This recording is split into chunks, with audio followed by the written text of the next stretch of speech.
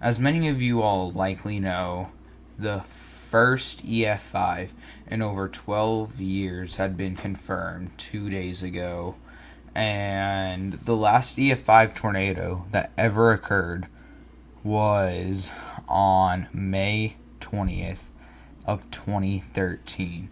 So let's go ahead and take a deep dive into what happened, or not necessarily a deep dive, but let's take a dive into what happened on June 20th of 2025 with the Enderlin, North Dakota EF5.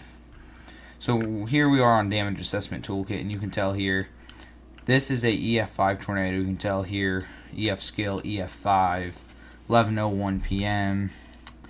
So we had not very many EF5 damage indicators. We only had two.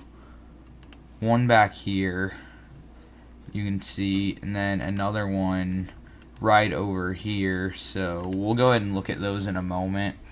And this was not a very long-lived tornado, so it wasn't anything crazy. It was from, let's do a little measurement here. Like, this tracked for 12.2 miles. So 12.2 miles is how long this tornado tracked. Not a very long track tornado, but it was a very powerful one. Before we dive a little deeper into this, let's take a look at the Enhanced Fujita scale, or the EF scale. And here we have the EF scale. You can tell here we have EF rating, EF0 through EF5. And EF0 is 65 to 85 mile an hour winds, EF1 is 86 to 110, EF2 111 to 135, EF3 136 to 165, EF4 166 to 200, and EF5 over 200 mile an hour winds. And here's a look at June 20th, 2025. And here are the storm reports. As you can tell, we had 23 tornadoes, 256 wind reports, and 45 hail reports. In total, 324 reports. One of these tornado reports ended up being an EF5 tornado. Let's go ahead and look at the outlooks. Day 8, we can see we did not have a risk outlined. As we move on to day 7 for this risk, we did not have a risk outlined as the predictability was still too low. As we moved into day 6, we did not have a risk outline, and this was not looking to be a very high-end day. By day 5, we did not even have a risk outlined. It was still predictability too low. By day 4, we did not even have a risk outline. That just shows you this was not a very, it wasn't a slam dunk forecast by any means. Because on the day 3, we did actually end up getting this very large slight risk of severe weather. And where Enderlin, North Dakota is, it was just barely in that slight risk, but this was going to change. As we got the day 2 outlook, not much really changed at that point. We did have a 5% tornado risk in play. By the day 2 update, we ended up seeing an upgrade to an enhanced risk of severe weather, with that 5% tornado risk still being in play there. You can tell we had a 30% wind and 30% hail risk. As we moved on to the day 1 morning forecast, we finally were starting to see some more certainty in this forecast. We ended up having a 10% tornado risk outlined, 30% wind and 30% hail.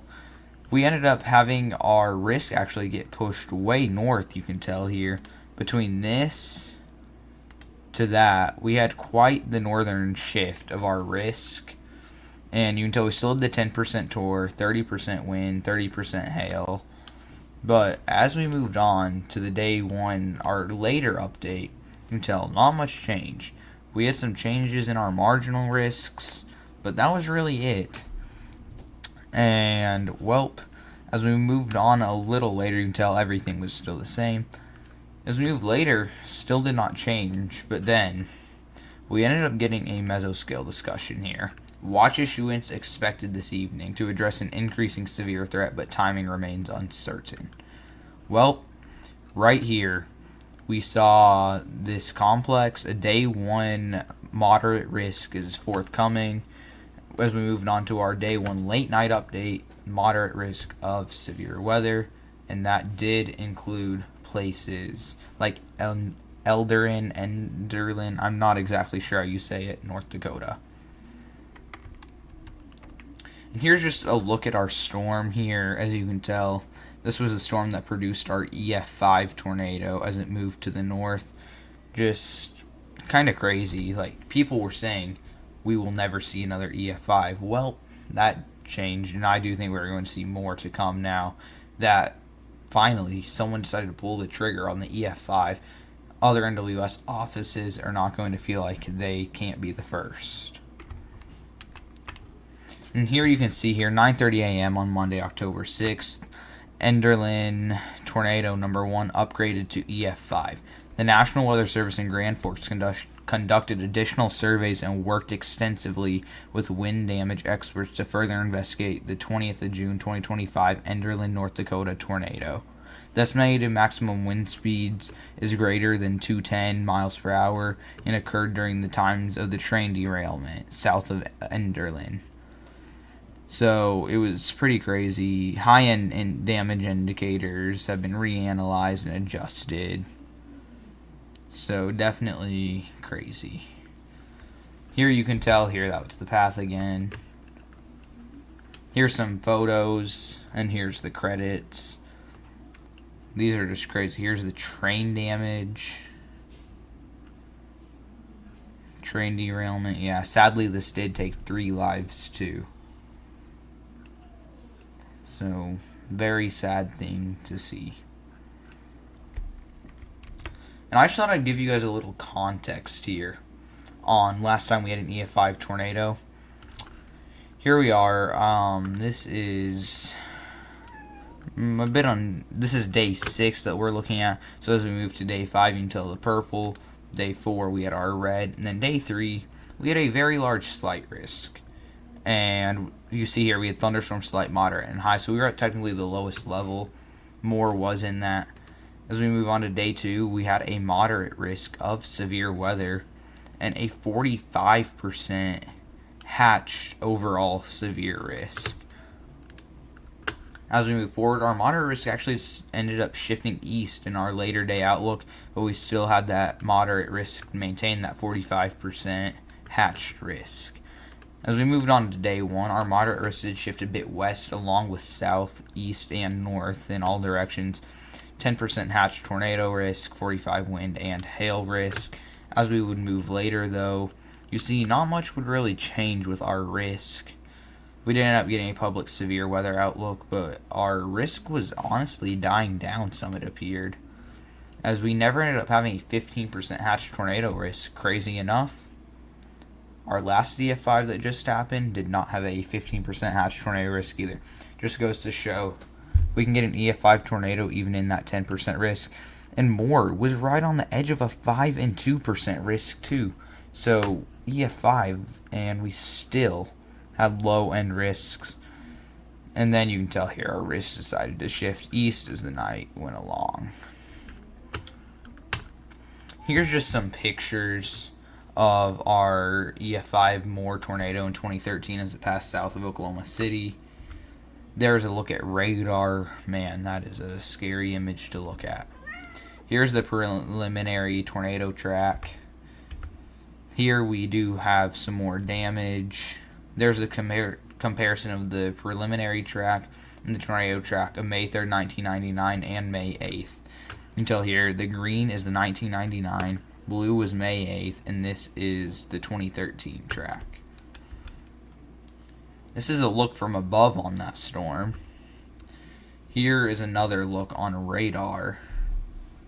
So, pretty crazy what we see. Here's a bit of a loop.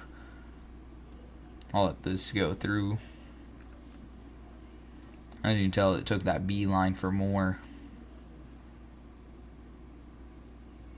Just kind of, this is just sad to see. Many lives have been lost to these very strong tornadoes.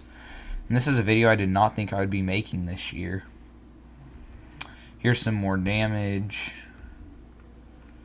Just crazy damage. House is slabbed, so very crazy what has occurred. Thank you guys so much for watching today's video. If you guys did enjoy, please consider dropping a like and subscribing. And prayers go out to all those that have been affected by tornadoes in the past. This just goes to show that no matter what tornado risk you are in, strong tornadoes can happen. And EF5 tornadoes are still out there, so anyone that has told you else what is wrong. So just make sure you have a reliable source, as EF5 tornadoes are definitely still possible. Like I said, if you guys did enjoy this, please consider dropping a like and subscribing, and I will see you guys in our next video. Goodbye.